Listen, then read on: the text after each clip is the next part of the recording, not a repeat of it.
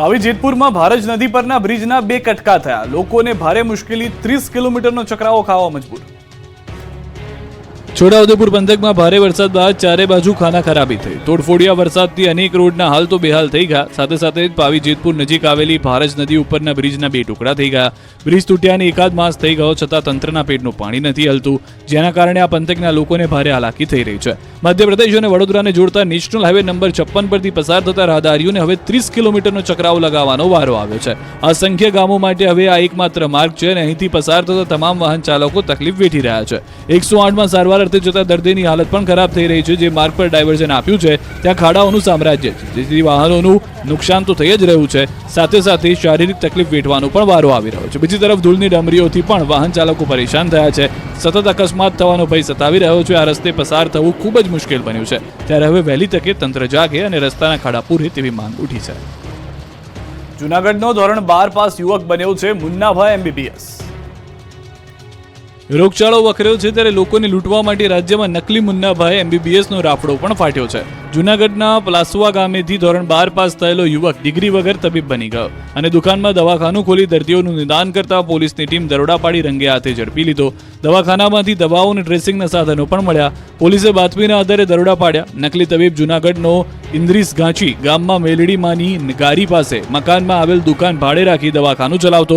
યુવક પાસે કોઈ પણ જાતની ડિગ્રી ન હોવા છતાં દવાખાનામાં જ દવાઓનો જથ્થો પણ ઝડપાયો છે. દર્દીઓને તપાસી એન્ટીબાયોટિક્સ, એલોપેથી સહિતની દવાઓ આપતો કુલ 64,000ના મુદ્દામાલ સાથે ઝડપી લેવામાં આવ્યો છે આ ફરજી ડોક્ટરને.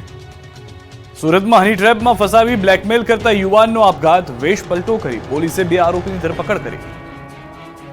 સોશિયલ મીડિયામાં અજાણી યુવતીને નામે કોઈ ફ્રેન્ડ રિક્વેસ્ટ આવે તો ચેતી જજો, નહીં તો જશે જીવ. રાજસ્થાનના કઠિયાવાડ સુરતના યુવાનને હની ટ્રેપમાં ફસાવતા યુવાને આપઘાત કર્યાનો ખુલાસો થયો.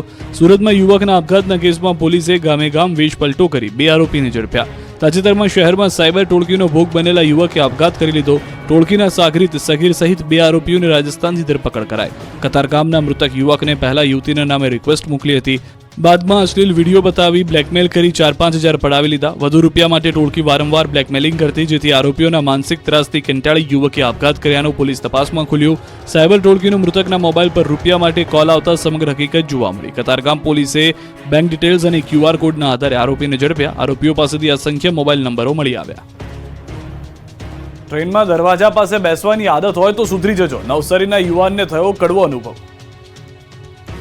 રેલવેમાં મુસાફરી કરતા મુસાફરો થઈ જજો સાવધાન. નવસારી પાસે ટ્રેનના દરવાજા પાસે બેસી એક શિક્ષક મોબાઈલ પર વાત કરતા હતા, ત્યારે ટ્રેક પર ફરતા 4 યુવાનોએ મોબાઈલ છીનવવા ઝાપટ મારી. આ ઘટના કર્ણાવતી એક્સપ્રેસમાં સુરતથી વાપી જતી ટ્રેનમાં ઘટી.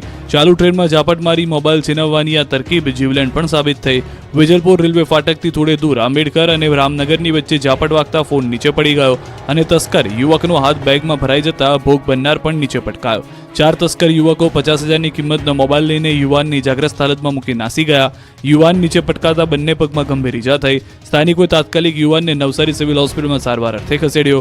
સિવિલના ડોક્ટરે યુવાનના અસરગ્રસ્ત પગનો કેટલોક ભાગ કાપવાનો નિર્ણય કર્યો. આ સમગ્ર મામલે રેલવે પોલીસે કેસ નોંધી તપાસ શરૂ કરી.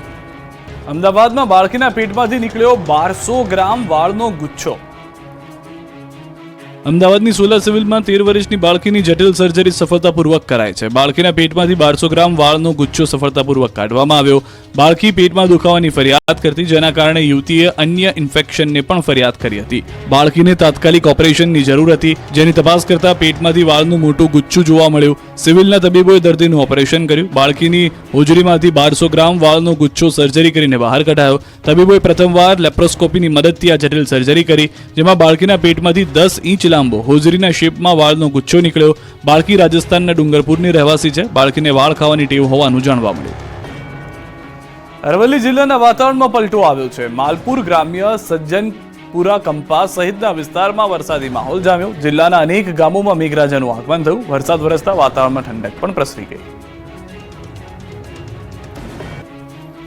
વડોદરાના કોર્પોરેશનની સામાન્ય સભામાં ભારે હોબાળો. શાસક પક્ષ નેતા મનોજ પટેલ અને ભાજપ કોર્પોરેટર આશિષ જોશી વચ્ચે બોલાચાલી થઈ.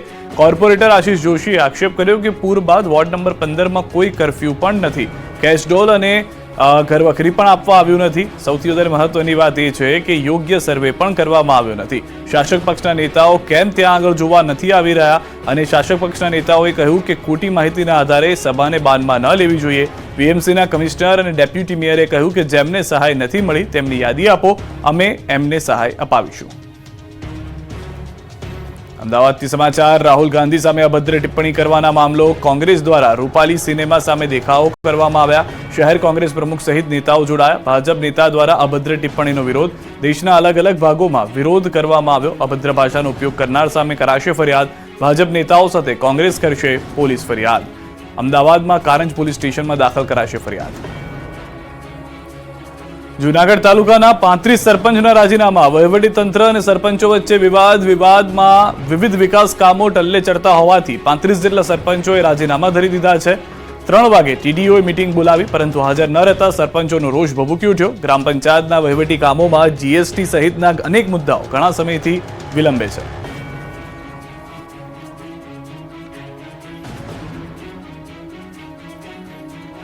સ્થાનિક સ્વરાજની ચૂંટણી પહેલા ફરી રાજપૂત સમાજે રણ મેદાનમાં ઉતરવાની તૈયારી કરી લીધી.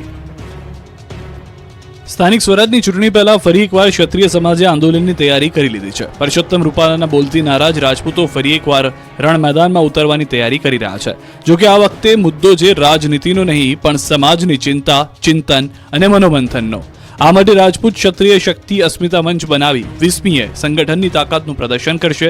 20મી સપ્ટેમ્બરે અમદાવાદના ગોતામાં આવેલા રાજપૂત ભવનમાં મળનારા મહાસંમેલનમાં શક્તિ પ્રદર્શન કરશે. ક્ષત્રિય સમાજને એક કરવા માટે મહાસંગઠન બનાવાશે. આ સંમેલન સમાજના ભાગલા માટે નહીં પણ સમાજને એક કરવા હેતુ થવું જોઈએ. સમસ્ત ક્ષત્રિય શક્તિ અસ્મિતા મંચ નામના સંગઠનની જાહેરાત કરવામાં આવશે, જેના પ્રમુખ તરીકે ભાવનગરના મહારાજા વિજયરાજસિંહજી ગોહિલની તાજપોશી કરવામાં આવશે. રાજા રજવાડાઓથી લઈ સંસ્થાના આગેવાનોએ આમંત્રણ અપાયું છે. ક્ષત્રિય સમાજના રાજકીય આગેવાનો પણ જોડાશે. 5000થી વધારે લોકો આ સંમેલનમાં હાજર રહે તેવી શક્યતા છે. ભાજપના સદસ્યતા અભિયાનને લઈને ઠેર ઠેર હોબાળો થઈ રહ્યો છે. દેશભરમાં ભાજપનું સદસ્યતા અભિયાન ચાલી રહ્યું છે, ત્યારે મહેસાણાના વિસનગરમાં સભ્ય બનાવવાને લઈને વિવાદ સર્જાયો છે. વિસનગરમાં દર્દીઓને ભાજપ સભ્ય બનાવવાનો આક્ષેપ થતા ખળભળાટ મચી ગયો છે.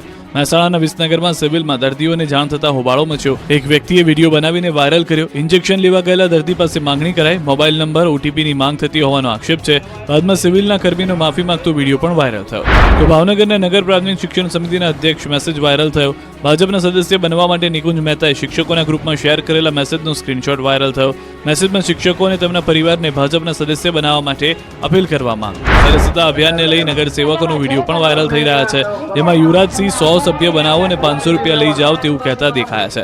જેને લઈને શહેર ભાજપ પ્રમુખ અભય ચૌહાણે સ્પષ્ટતા કરી. કહ્યું કે પાર્ટી તરફથી આ પ્રકારનું કોઈ આયોજન નથી અને આવી કોઈ સૂચના પણ આપવામાં આવી નથી. બનાસકાંઠામાં ભાજપના સદસ્યતા અભિયાનમાં શિક્ષકો જોડાયા. શિક્ષકોના ફોટા ભાજપ પ્રમુખ કીર્તિસિંહ વાઘેલા સાથે વાયરલ થયા. શિક્ષકોને ભાજપના સભ્ય બનાવતા અનેક સવાલો ઊભા થયા. મિશ્ર ઋતુના કારણે રાજ્યમાં વકર્યો રોગચાળો. ઘરે ઘરે માંદગીના ખાટલા. રાજ્યમાં રોગચાળાએ માજા મૂકી છે. બેવડી ઋતુના કારણે મચ્છરજન્ય અને પાણીજન્ય રોગચાળો વકર્યો છે, જેના કારણે હોસ્પિટલો દર્દીઓથી ઉભરાઈ રહી છે. રાજકોટ, સુરત અને અમદાવાદના દ્રશ્યો જુઓ. સિવિલ હોસ્પિટલમાં દર્દીઓની લાઈન લાગી છે. ડેન્ગ્યુના કેસમાં અચાનક ઉછાળો જોવા મળ્યો છે. સૌથી ખરાબ હાલત છે સુરતની. સુરતમાં મિશ્ર ઋતુના કારણે રોગચાળાએ માથું ઉંચકતા સુરતની હોસ્પિટલમાં બેડ ખૂટી પડ્યા છે. સુરતમાં મચ્છર અને પાણીજન્ય રોગોમાં વધારો થયો. બાળકોમાં શરદી, ખાંસી, ઝાડા ઉલટીના કેસોમાં વધારો થયો. નવી સિવિલ હોસ્પિટલમાં બાળ રોગની ઓપીડી ઉભરાઈ છે. ડેન્ગ્યુના સૌથી વધુ કેસ નોંધાઈ રહ્યા છે. તો રાજકોટમાં પણ ડેન્ગ્યુના કેસમાં અચાનક ઉછાળો આવ્યો છે. 29 કેસ નોંધાયા. સામાન્ય બીમારીના 2342 કેસ, શરદી ઉધરસના 1239 કેસ નોંધાયા. તાવના 739 કેસ, ઝાડા ઉલટીના 359 કેસ, તો ટાઇફોઇડના 5 કેસ, કમળાના 2 કેસ, તો મેલેરિયાના 2, ચિકનગુનિયાનો 1 કેસ નોંધાયો છે. મિશ્ર ઋતુની અસરમાં વાયરલ અને મચ્છરજન્ય બીમારીના કેસ અચાનક વધ્યા છે. ડબલ ઋતુમાં સ્વાસ્થ્યની કાળજી રાખવી ઉપરાંત લક્ષણો દેખાય તો તબીબોનો સંપર્ક કરવા પણ સલાહ અપાઈ રહી છે. બેવડી ઋતુના કારણે અમદાવાદ શહેરમાં રોગચાળો વકર્યો છે. અમદાવાદની સિવિલ હોસ્પિટલના હાલ દર્દીઓથી ઉભરાયેલા જોવા મળી રહ્યા છે. સોલા સિવિલમાં છેલ્લા એક સપ્તાહમાં 13,568 ઓપીડી નોંધાય. એમાં પણ મચ્છરજન્ય રોગચાળાએ તો માજા મૂકી છે. એક સપ્તાહમાં ડેન્ગ્યુના 116 કેસ, જ્યારે મેલેરિયાના 29 કેસ નોંધાયા, જ્યારે વાયરલ ઇન્ફેક્શનના 2072, ચિકનગુનિયાના 14 અને સ્વાઇન ફ્લૂના 10 કેસ નોંધાયા. વધી રહેલા રોગચાળાને લઈને સોલા સિવિલના ARMO લોકોને સ્વાસ્થ્યની કાળજી લેવા સલાહ આપી રહ્યા છે. સુરતની નવી સિવિલ હોસ્પિટલમાં જર્જરિત મિલકત અંગે કાયદા કથા સંસ્થા દ્વારા 1 દિવસના ધરણા. સુરત શહેર સહિત અનેક જિલ્લાના ગરીબ તેમજ મધ્યમ વર્ગના લોકો માટે આશીર્વાદ સમાન સુરત નવી સિવિલ હોસ્પિટલ જર્જરિત બની ગઈ છે. લોકો માટે જીવના જોખમ સમાન બનેલી મિલકતને લઈને વિરોધ કરવામાં આવી રહ્યો છે. બિલ્ડિંગ જર્જરિત થઈ ગઈ હોવા છતાં પણ ત્યાં દર્દીઓની સારવાર કરવામાં આવી રહી છે, જેને લઈ સુરતની કાયદા કથા સંસ્થા દ્વારા એક દિવસના ધારણા કરી અને વિરોધ કરવામાં આવી રહ્યો છે. સિવિલ હોસ્પિટલની જૂની બિલ્ડિંગ જર્જરિત હોવાને લઈને ગાંધીનગરથી આરોગ્યની ટીમ સુરત ખાતે દોડી આવી હતી, તેમજ મિલકતનું નિરીક્ષણ કર્યું હતું, જેમાં મિલકત અત્યંત જર્જરિત હોવાનું સામે આવતા મિલકતને 2 મહિનામાં ખાલી કરવાના આદેશ કરવામાં આવ્યા હતા. જે વાતને 2 મહિના પૂરા થવા છતાં બિલ્ડિંગ ખાલી ન કરવામાં આવતા કાયદા કથા સંસ્થા દ્વારા એક દિવસના ધરણા કરવામાં આવ્યા છે. આ ઇમારતને 60 દિવસમાં ખાલી કરવાનો નિર્ણય લીધો હતો, જેની સમય મર્યાદા સપ્ટેમ્બર 17ના રોજ સમાપ્ત થઈ ગઈ છે. તેમ છતાં વહીવટીતંત્ર કાર્યવાહી નહીં કરે તો મામલો હાઈકોર્ટમાં લઈ જવાની ચીમકી આપવામાં આવી છે. બોટાદમાં કપાસની આવકના શ્રી ગણેશ 12,000 મણ ઠલવાયો કપાસ. નવા કપાસની સિઝનનો પ્રારંભ થતા સૌરાષ્ટ્રના કોટન યાર્ડ તરીકે ઓળખાતા બોટાદ માર્કેટ યાર્ડમાં કપાસની આવકના શ્રી ગણેશ થયા. બોટાદ માર્કેટિંગ યાર્ડમાં કપાસની મોટા પ્રમાણમાં આવક થઈ. માર્કેટ યાર્ડમાં મોટા પ્રમાણમાં ખેડૂતો કપાસનું વેચાણ કરવા ઉમટ્યા છે. સિઝનની શરૂઆત સાથે બોટાદ કોટન યાર્ડમાં 10 થી 12,000 મણ કપાસની આવક થઈ રહી છે. હાલમાં ખેડૂતો જૂનો અને નવો કપાસ લઈને આવી રહ્યા છે. બોટાદ સહિત આસપાસના અમરેલી, રાજકોટ, અમદાવાદ, સુરેન્દ્રનગર, ભાવનગર સહિત જિલ્લામાંથી ખેડૂતો અહીં કપાસ વેચવા આવી રહ્યા છે. ખેડૂતોને 1400 રૂપિયાથી લઈ 1650 રૂપિયા સુધીનો ભાવ મળી રહ્યો છે. અહીં બોટાદ માર્કેટિંગ યાર્ડનું એક સ્લોગન છે, ખરો તોલ રોકડ વ્યવહાર. બોટાદ માર્કેટિંગ યાર્ડમાં કોઈ પણ જણસ લઈ ખેડૂત વેચવા આવે ત્યારે તેમને તે જ દિવસે તેમના નાના મળી જાય છે, જેના કારણે ખેડૂતને ખૂબ રાહત રહે છે. હાલ સારા ભાવ મળતા ખેડૂતો ખુશ છે. હાલ શરૂઆત છે, આવતા દિવસોમાં રોજ 1 લાખ મણની આવક થશે.